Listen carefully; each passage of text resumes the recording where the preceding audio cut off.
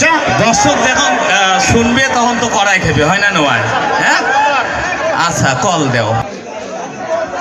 Hello আসসালামু আলাইকুম। ওয়ালাইকুম আসসালাম রহমতুল্লাহি ওয়া বারাকাতুহু।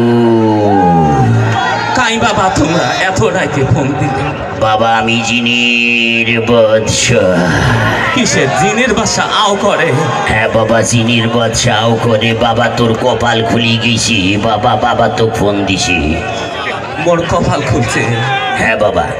আমরা 20 টাকা বিনে কর আমরা পাড়া শাক কিনি খাবার পাইনি, মোরে কপাল খুলছে।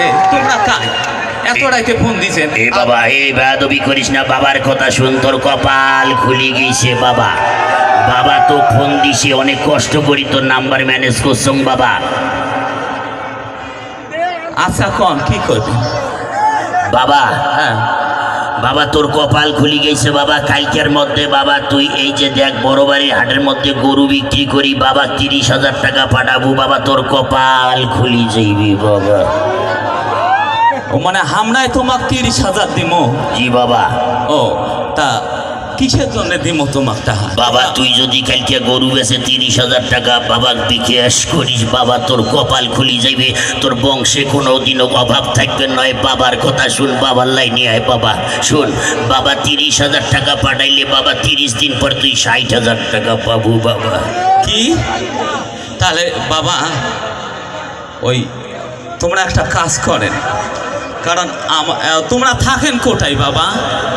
আমি কোথায় থাকি সেটা তোর দিয়া কাজ নাই বেড়া। আমি থাকি দিনাজপুর বটের কাছে 3 তলাত বাবা।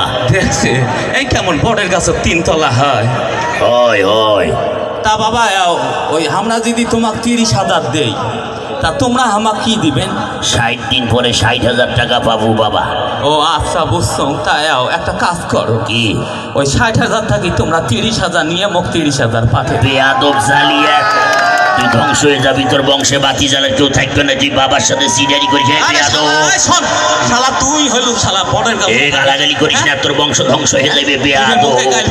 এই হইলো এই সেই জিনের বাচ্চাটা জানেন, ওই ঝাই বোঝে না, এবার আইতো ফোন দিয়ে এই টাহা নে, এই চিঠি আর কাটি দিস না। এ বেয়াদব, এই বাবা গালাগালি করিস না, রাখ ফোন বেয়াদব। তুই তো আমার থেকে বড় সিনিয়র রে, রাখ ফোন।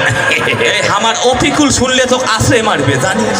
তালি হবে তো। এবারে আমরা রহমতের পারফরমেন্স দেখবো।